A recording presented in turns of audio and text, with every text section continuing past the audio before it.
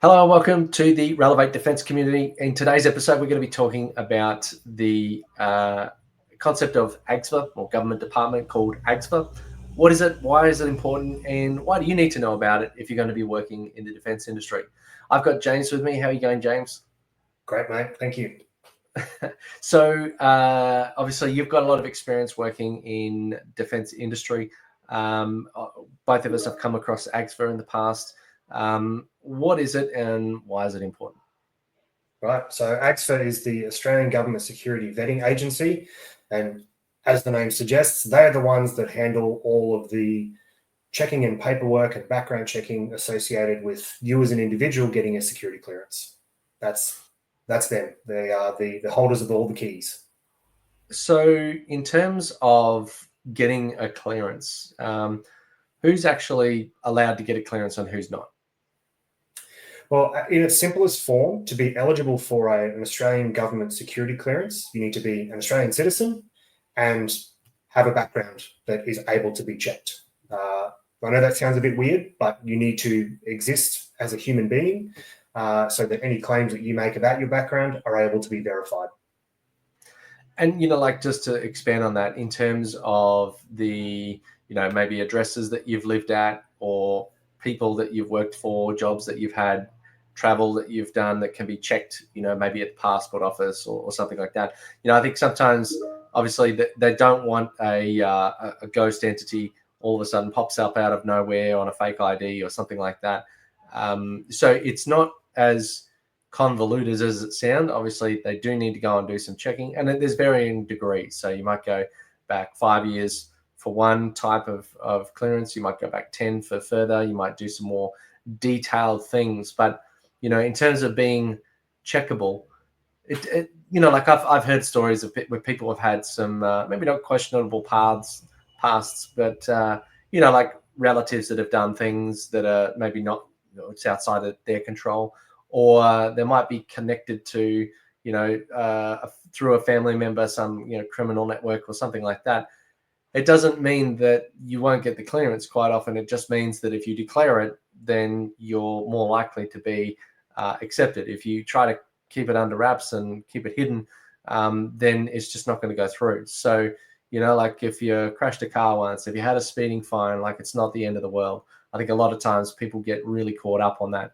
At that same token, if you're hiding the, foreign nationals' relationship to someone in government in another country, there's a chance they might, try to funnel secrets across. So they want to know what they're dealing with. Maybe having a relationship like that could be advantageous. Maybe they seek to gain information from that. But at the end of the day, a clearance is an individual thing. So tell me a little bit more about the eligibility and from specifically around individual component versus company. Right, absolutely. So I know in a different episode we talk about DISP as as applying to the organisation. AGSVA and these security clearance discussions really pertain to the individual. So an individual that is an Australian citizen and has a checkable background, they're going to go through a number of different assessments depending on what level of security clearance they're applying for. But in its simplest form, AGSVA wants to be able to assess things like honesty, trustworthiness, loyalty to Australia and the Australian ideals, and really try to highlight any factors that might place undue risk on you as an individual holding certain levels of information. And I think that's a really good way to think about it, is that AGSVA is essentially doing a risk assessment on you as an individual to determine that there is a low enough level of risk to Australian security needs and Australian national interests of you holding a certain level of information. And that's going to be a sliding scale as well. Like it stands to reason that if you're seeking a baseline clearance, well, that's a different level of risk tolerance from a government perspective to you holding a negative vetting or a positive vetting top secret level clearance, because those levels of information are potentially more or less damaging to Australia's national interest should they be compromised. Yeah, and you mentioned, a previous episode where we delved more into DISP itself. So I'm just going to tag that somewhere at the top or in the description, and you'll be able to find that episode connected to this one. So just delving a bit more into like the DISP, or rather the security clearance. What's a key component? Like who says that you can or can't have a clearance? So to even apply for a security clearance, you need what's called a sponsor. And that is someone who within your organization or within defense or government has said, hey, this person's role is they are required to potentially handle sensitive information. Therefore, they will need, in order to access that information, they need to undergo a security vetting process to obtain a security clearance. So you can't just go and say, put your hand up and say, hey, government, I want a security clearance. That's not how it works. There needs to be a need or an identified need as verified by a sponsor for you to potentially handle sensitive and classified information. Yeah, otherwise anybody could apply and anyone could get one. So very wise words. And I think the other concept just to sort of wrap around all of this, it doesn't matter what clearance level you're at, is the needs to know. If you don't need to know, you don't need to know, and you're not going to find out. So sometimes a need to know can change. So let's just say you're working on a project, and this isn't going to change 5 minutes to the next, but like if you work on a project and all of a sudden you're no longer working on the project, you may be downgraded, perhaps not immediately, but in general, they're just going to say you don't need to know that level of information or that area of information anymore. So we're just going to take that off the list. And your clearance can go up and down over time based on what you actually need to do. Like if you're not performing a role that is involving very certain level of clearance kind of material, then they're just going to take you back a level.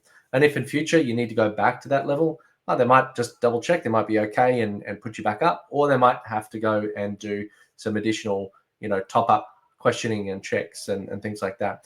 And over time, you mentioned, well, we kind of alluded to like renewal. So how long does a clearance last? Oh, that depends. It depends on the level of clearance. So if we go back to the idea of a risk assessment, the higher level of the clearance, the government's going to need to be, or AGSVA is going to need to check in on that risk assessment more frequently than they would for, like say, if it's a top secret clearance or a positive vetting clearance, well, that's going to need to be assessed more frequently than a baseline clearance. What's important to note there, though, is that it can be reassessed at any time. If there's a change in circumstances, if there's a change in need, then your clearance can undergo reassessment and reevaluation sooner rather than later. The same thing goes that just because your clearance is not, maybe you don't need to get it reevaluated for 10 years. You still have a requirement to report any changes in your circumstances, whether it be you've gone on a holiday overseas, or you have taken out a mortgage to buy a house, or a loan to buy a car. Those are all changes in circumstances that you are under an obligation at any level of security clearance to report to AGSVA. And those change in circumstances may trigger a reassessment, or it may just be great, no change in risk, job done, continue on.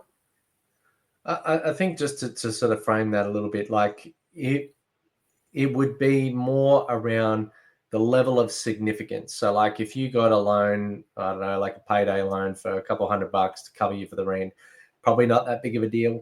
But if you got something like a $10,000, $50,000, $100,000, something that kind of puts you in some kind of maybe financial trauma, because what they're trying to do is assess the risk.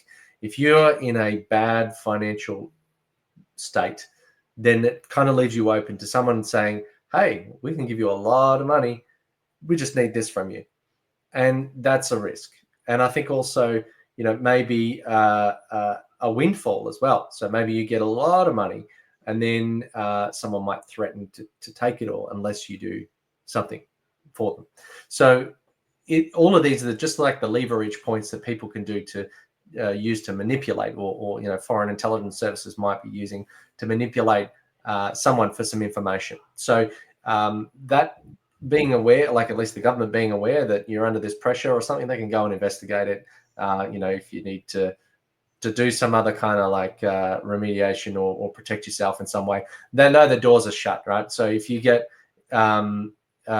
approached by someone that you shouldn't be approached by, as soon as the government sort of steps in, they know the doors are shut on that opportunity, and they'll probably back off and try on someone else in another way.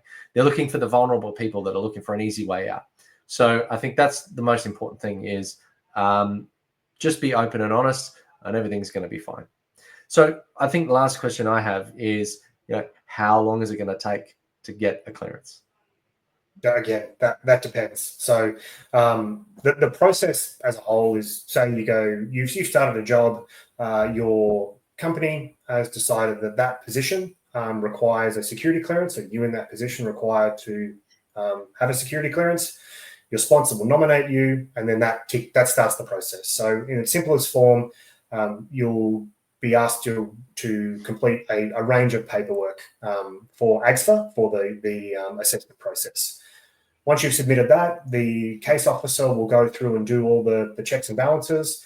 If that all checks out and looks fine, you'll proceed to an interview. And that process there could be anywhere from 3 months to 12 months, potentially even longer, depending on how complex the review is. So it's sort of a sliding scale where for a baseline clearance, that might turn around pretty quickly because that's the level of risk assessment isn't extreme. All the way at the other end, where if you're undergoing assessment for a positive vetting security clearance, so right at the top end, that process could take 18 months to 2 years, which is huge, I know, but if you consider the level of information they need to make those assessments and how complex it is, that's just how it works out.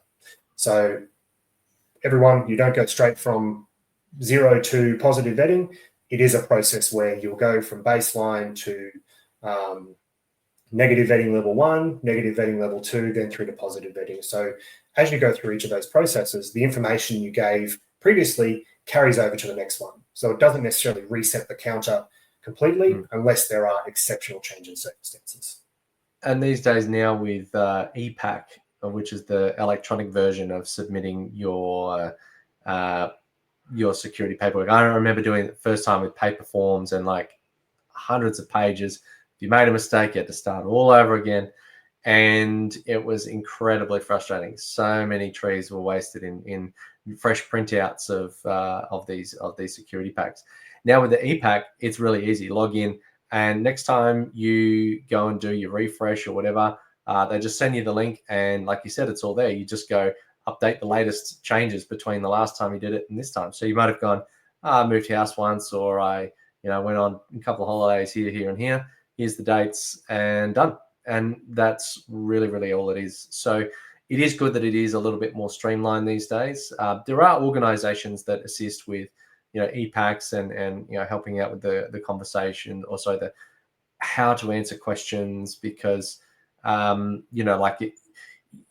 going to doubt yourself because you want to do the right thing, and then you'll ask a question and you're like, oh, do they mean this or do they mean that? It's not as complicated as it sounds. Like it is and it isn't. It's not like anyone's trying to trip you up and catch you out. It's more like, they've got a process. They're going to go through it. They're going to do some checks and balances. They're going to make an assessment.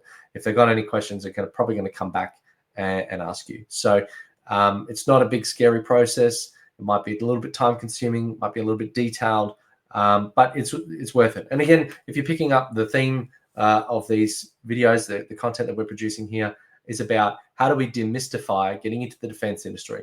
How do we break down the barriers and the unknowns for you so that you can find your way through the process and get to a position where you can make a viable effort at a defense contract. Because securing a defense contract can be absolutely transformational for your business. And if you handle it well, and you might be invited back, and even if you don't get invited back, change in circumstances, no longer a need, whatever, then some of the materials and the elements and the courses that we run through in the Relevate defense community can help you create a long-term sustainable business outside, over and above your defense contract. So these are some things that you need to think about. Again, we're looking at this from a personal perspective, but whether you're the director, whether you're middle management or the person on the machine, you could well need to fill out a security clearance. So I hope you've enjoyed watching. If you are looking for maybe finding out more about the defence community, then you can go to the link on screen, defence.relevate.com.au. And we've got forums, courses, more content like this, and we go a lot deeper into some of the issues. Other than that, thank you so much for watching. Thank you for your time, James. Really great to go through this with you. And you take care, and we'll see you on the next episode.